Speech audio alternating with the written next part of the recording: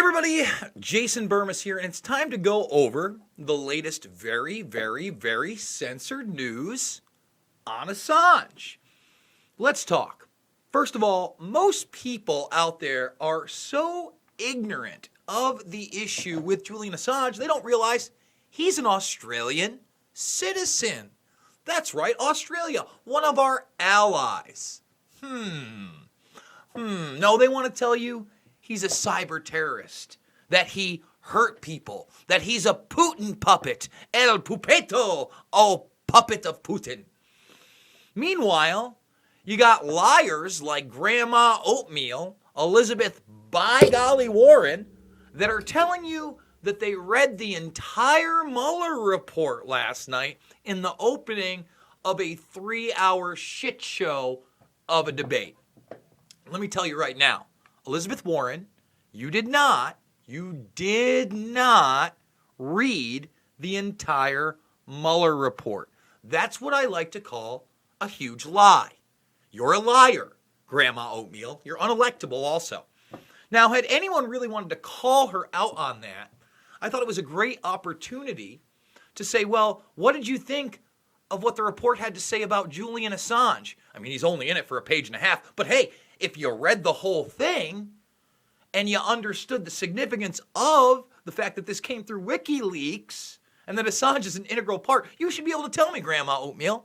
Nope, no one does it. Not a peep about Assange in the debates. And certainly not a peep about how prominent Australian politicians are now building a coalition of support for Julian Assange. They want him extradited there where he's a U.S. citizen. They want him protected because he outed war criminals. But you're not hearing that in this media, are you? That's not on CNN.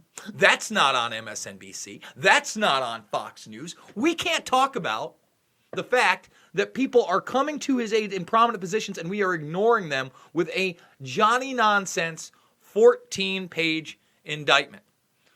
In recent days, a sense of momentum is gathering, suggesting that Australia's political class might be tiring of this view. Nationals MP Barnaby Joyce has been shooting off his mouth for reasons more constructive than usual. Whether you like a person or not, they should be afforded the proper rights and protections and process of justice as determined by the Australian Parliament, not another nation's. Okay? If a person is residing in Australia and commits a crime in another country, I don't believe that is a position for extradition. Interesting. Now, if you don't know who Barnaby Joyce is, okay, this person is, I believe, the former deputy prime minister. Is that who this is right here?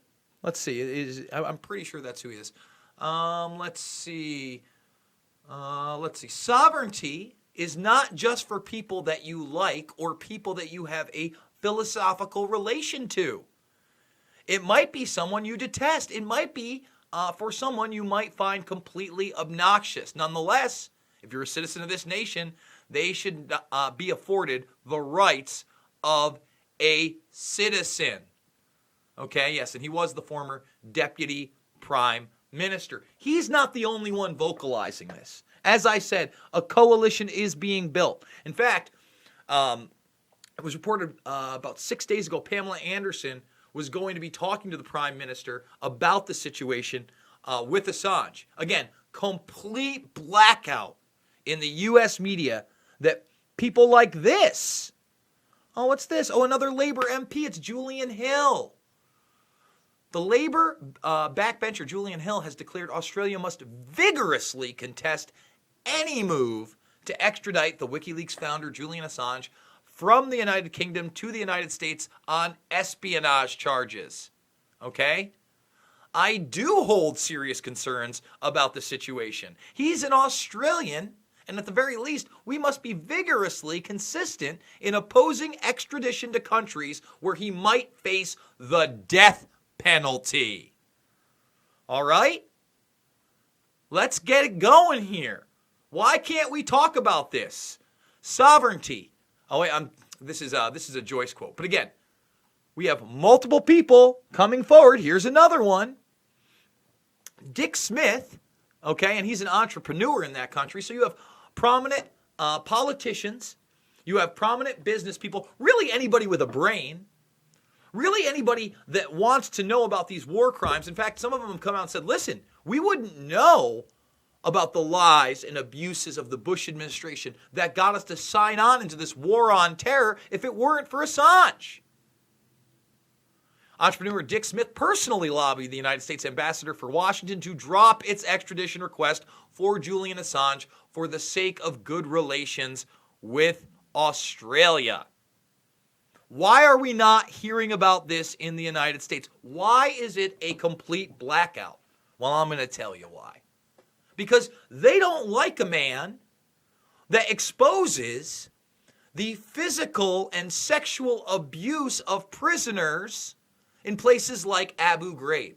And remember, when Bradley Manning, now Chelsea Manning, got this information and gave it to WikiLeaks, worked with Julian Assange to distribute it, they try to spin that and say he's a cyber terrorist. They try to spin it, he encouraged hacking. Meanwhile, when you look at the DNC and all the evidence that it was not Russia, and the fact they never even interviewed Assange in this case, even though he said he would have been more than happy to talk to them and tell them what really happened. No. We've got to set up a Russiagate fiasco. We've got to try to set a perjury trap for Trump himself and take down his cohorts one by one in crimes that are in no way related to Russian interference in the election. They don't want bastions of truth, okay? They don't want somebody who's produced over 10,000 documents and never had to retract a single story. No, what they want is total control. And they want to demonize this guy. And unfortunately, we live in an infotainment celebritard society where people like Whoopi Goldberg, who said he hurt people.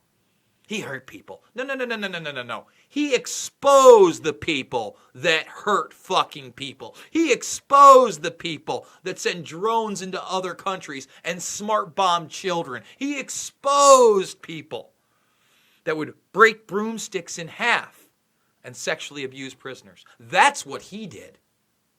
But we don't want to talk about that. No. We can't talk about that. And now that you have a push in his country of origin to say, look, we can't let the U.S. do this, complete media blackout. And that's why you can't trust either side of the aisle. That's why it's not about right or left, okay? Liberal or conservative. After all, even Trump, he loved the WikiLeaks. You seen the WikiLeaks? Couldn't get enough of the WikiLeaks. Hey! Oh, wait. Oh, that secret indictment, it's already been prepared? It was prepared before my administration, and you're going to jump on it? Oh, we're going to go get him? Oh, it's going to come out? And then I'm going to be asked by the press? And he can't stand by Assange's side. He can't say that he's going to grant him clemency, that he's going to drop all charges, that this is illegal. No, he has to say something like this. Oh, I don't really know much about the situation. You know damn well about the situation. And that's why we can't look to politicians. We can't look to this establishment narrative. And instead, we have to go to places like Unity for J and Action, the number 4, Assange. In fact, actionforassange.com is a website I'm going to recommend you go check out today. And by the way, every night, the Action for Assange crew, Andrew, Steve, Christy, and Taylor, do a live stream with special guests talking about the latest news involving Julian Assange. Most people don't even know the man had a hearing last Friday. Most people don't even know he served his jail time and is being held illegally. Most people are so uneducated about this subject, it disturbs me to my core. And that doesn't mean I have to agree with everything that Assange has said publicly, or that I think that he's some kind of a, above board superhero. We're all human beings. We all make mistakes. But the bottom line is He has exposed the monsters among us again and again and again, and that is what this is about. It's about establishment control. And I will not allow this narrative that he is a cyber terrorist to exist, because he is the complete opposite. You and I deserve not to be lied to, deserve not to be treated like children. And the best way we can oppose that type of disinformation, that type of narrative, is by showing people the real documentation that is out there that exposes the lies of this predator class. That being said, I am a documentary filmmaker, folks, and you can watch all my films for free, giving them away right here in the playlist section. Loose Change, Final Cut, Fabled Enemies, Invisible Empire, A New World Order Defined, and Shade the Motion Picture. I need you to thumbs this video up, subscribe if you're new, join the Burmese Brigade. We're on the road to 40K, 50K, hopefully 100K and beyond. I'm Real Media, okay? Don't believe me. Don't take my word for it. Go check out the sources yourself.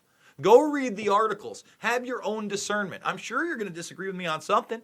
I'm not perfect. I'll get things wrong, but at least I can admit it. So please give me a sub, share my stuff with others, and if you can, this is how I'm doing it. It's a GoFundMe. It's every month.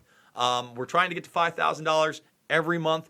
We didn't get there last month, but I'm putting in the effort this month. I'm doubling down. You're going to see 7 videos today. This is number 4. That's right. We're doing it 7 times a day. So if you like my stuff, you think it's important, you want an independent voice, $5, $10, $15, it means the world to me, and it keeps me going. I want to say I love you guys. Thank you, and I will see you on the flip side.